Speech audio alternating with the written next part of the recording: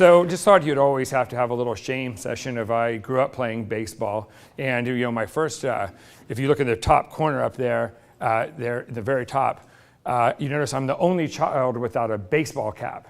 And I was 9 years old at that time in my height, and they took my hat off. The photographer said, he goes, "You look like a coach. So if we don't mind if we would go ahead and stick you up, if you don't mind taking your hat off from that side."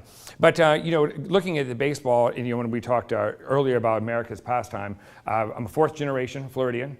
My father retired from Publix, 30 years here. And if any of you know the Publix or the grocery business in general, you don't have a lot of time off. My father, that as far as it wasn't recently when, as far as the Publix, he actually worked at the time that when Sundays Publix was closed on that side. But his days off were Tuesday and his days off were Sunday because they were closed. Unfortunately, that mentioned my entire time playing baseball, my father never came to a baseball game. He couldn't, it was work. But Tuesday and Thursday was our time. And that's when he drove me to the baseball team. And that was our time. So he'd pick me up from school. We'd talk about baseball on the way there. He'd watch me practice. I was laughing at it. Do you remember something called Gator Gum? Do you remember that as a kid? That I was talking to somebody there, like Gator Gum. They go, "Gatorade never had gum." I go, "Oh yeah, they did." I said, and that was my treat. He'd pick me up a pack of Gator Gum, and it was sour. I don't even know why we even liked it. But we picked me up, and that was our time, our conversation of bonding. There, and then after practice, he'd critique, "Hey, you could have done this a little bit better, or you did great on this." And and I think when you look at America's pastime, that's what this sport is about. When you get into, a lot of us had an opportunity to go Thursday, to opening day. And you kind of forget about everything, this crazy world with everything going on. It allows you to do that there, and that's why baseball is so important to the communities. So really, is we talked about that a little bit, is it's a nonprofit. TBR 2020 is a nonprofit organization solely focused on keeping the Rays in this region. It isn't about keeping isn't a Tampa St. Pete thing. People have for the understanding is that the Rays, it isn't about it being in Tampa. It's about if it's not in Tampa, it's not going to be in Florida.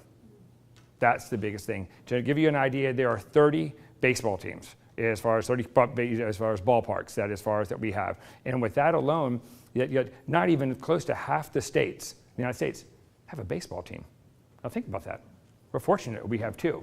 And but we'd hate to lose that. And that's part of the group that started working that, is that we want to keep the Rays in Tampa Bay. It was never a St. Pete or Tampa issue. It was keeping them in our community.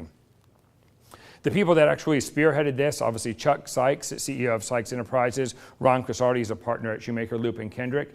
They were the two individuals that had the vision to start securing this.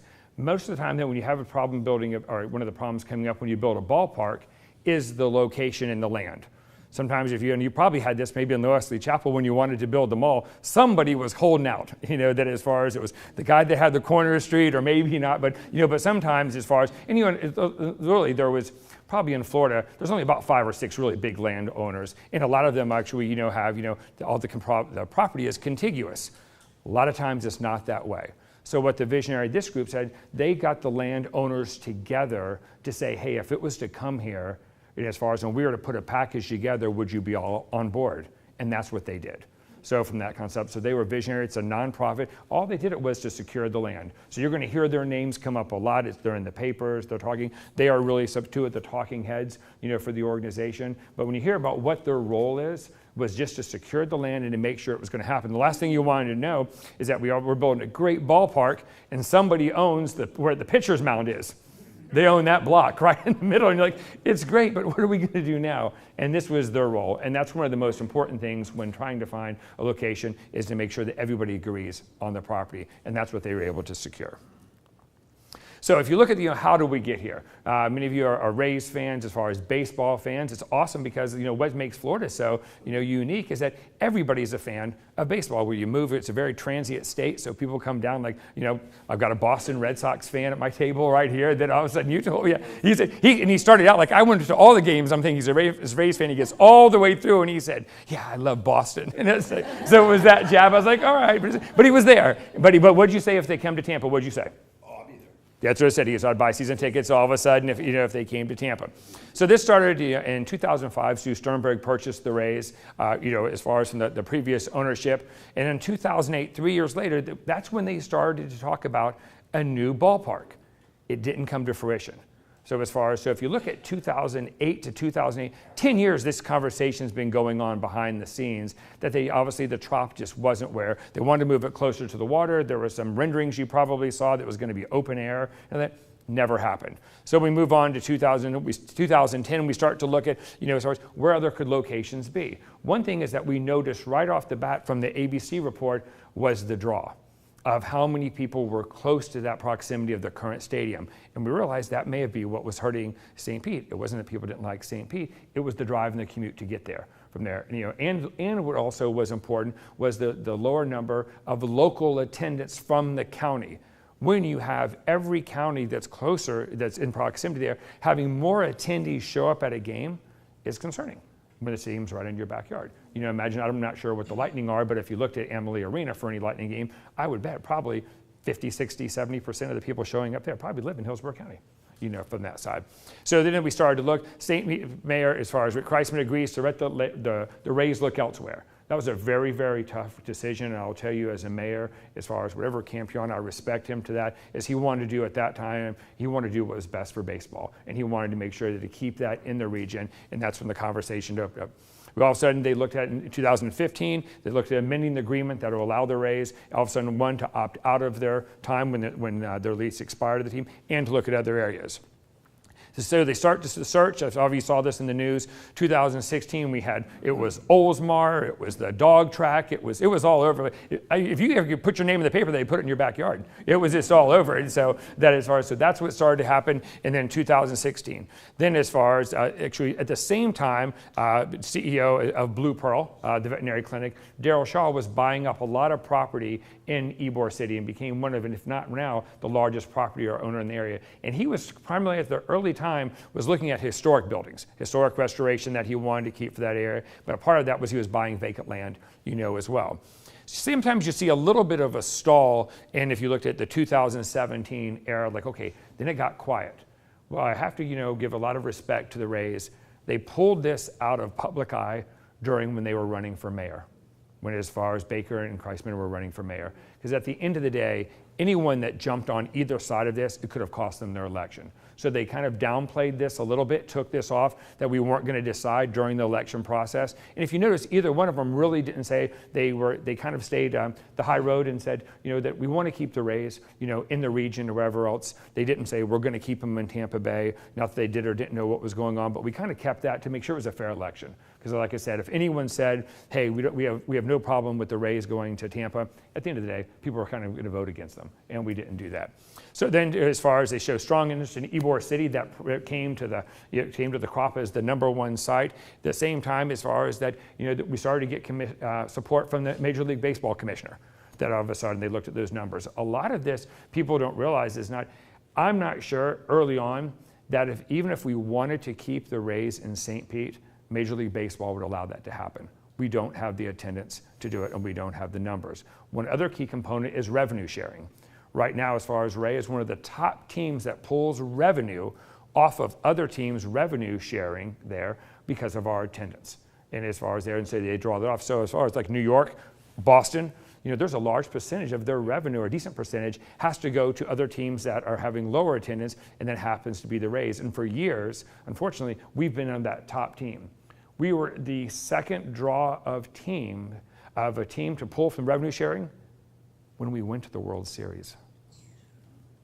Now imagine that. Your team is in the World Series, and all of a sudden, and you're still pulling off other teams. And and that's obviously a big consideration, and that's where Major League Baseball steps in, as far as, wait a minute, this isn't fair, and you're going to have to do something about it, or we'll help you and we'll do something for you. And I think that we are getting ahead of that, from this. So as far as then, it's about 2017, late 2017, they reach agreement to secure the land. So that's one thing. The land is secured that we're looking at for Ybor City. They're having 2018, about 45 days ago, as far as Stu Sternberg, the owner of the Rays, made the announcement that all of a sudden this was the choice. So I think I actually talked to a couple of people. Is there any chance for this staying in St. Pete? To be honest, no. This is the choice that they are coming, and if they're looking at the sole site, they're not looking anywhere else, is Ybor City. So as far as that was the one, Tampa Bay confirms that Ybor City is the focus there. As far as that was on February 9th, so a little over 45 days ago. We're starting to pick up some of the press. There's Stu in Ybor City. There were some of the other community leaders. Support, obviously, from as far as our city council, as far as the mayor's office. Obviously, there's a statement from Mayor Bob Buckhorn and County Commissioner Ken Hagan. Both have obviously been spearheading this effort, working collaboratively. So if you want to kind of look where this is, as far as there's a 14-acre site, I don't know if, I guess, okay. So as far as there's Channel District right here, you're going to come right down, and as far as there's a backside the Solomon Expressway, this is Adamo, this is the parcel right here. Right there. So it's right up against, as far as the Solomon Expressway, Adamo Drive, there in Channelside Drive. If you notice, this is actually a perfect anchor, a perfect bookend for everything that Mr. Vinnick is doing, actually down in downtown Tampa, as far as with Water Street. There's the bookend right there. So you can see exactly the plot of land. They also have the opportunity for additional plots of land around it. So a lot of times it's not going to be just put right there and there's going to say, okay, there's nothing around it. They actually have additional option, I think, is it 27 acres?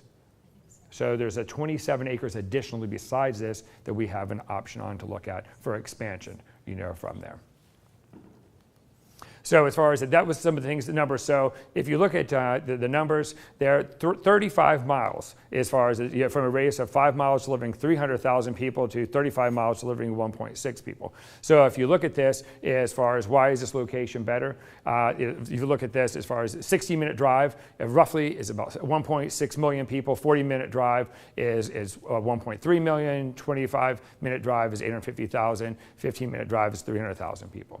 So as far as the numbers are almost triple of that of it being located in Ybor City, Hillsborough County compared to there. So it's 3 times as many people within the driving distance there. And obviously you know that for all of us for driving anywhere, and really it's not so much even just the distance of the drive. A lot of it we all run into is the bridge. You know how many times the bridge can be very unpredictable. You think, okay, wow, I'm leaving an hour before the Rays game. And you get on there, somewhere near the airport and it's a dead stop. And it doesn't stop till, and I like the way it does clear up about 1 mile before the stadium. But as far as, then it's like easy driving, but that time in there, it makes it a little bit difficult. So a lot of the things that are still in the process to be determined, as far as what's it going to look like. There are some early sketches. They are trying to fast track this. As you know, we are a see, touch, and feel environment. As individuals, we want to see it, touch it. What's it going to look like? Where, from this. So what's the location? One of the things is they are trying to make this one of the most unique ballparks in the country, if not the most unique. And what they're doing by that is they're making a professional baseball, as far as field, as far as ballpark, that's going to have a feel of a spring training game. And we all love spring training because that's pretty cool. You're right there as far as in there. So that's one of their challenges that most people, they are building these more expansive parks, as far as ballparks, and what happens, and you lose that feel. Like if you're obviously at the Trop, and I think the Trop holds 47,000 people. If you're somewhere up the top, it's not really you don't feel a spring training feel when you're on the 3rd tier. Well, I've never seen anybody on the 3rd tier, but as far as, but the idea is you don't feel that. Baseball is intimate. You're one with the players, and you want to hear the crack of the bat. You want to hear the pop of as far as the pitch catching the mats, as far as the catcher. What's it going to cost? There's been numbers all over the place. Obviously they can't bring a number if you haven't got the design yet. It's hard to bring a number to as far as what the cost.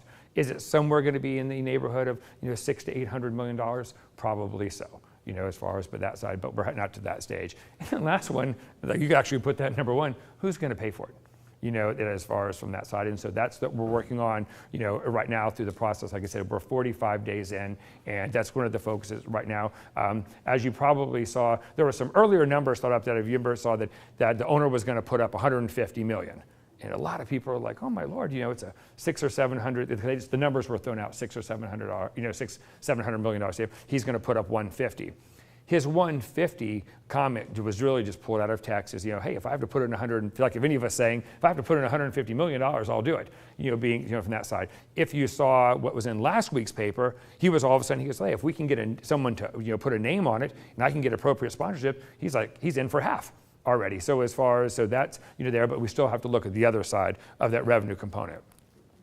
So obviously, so how do people get involved as far as tomorrow? That we will launch the Raise 100 tomorrow night, and that's basically a group of people that, as far as the advisory group and different committees looked at, that were business leaders that would help to engage as far as to serve as ambassadors to drive large sponsorship.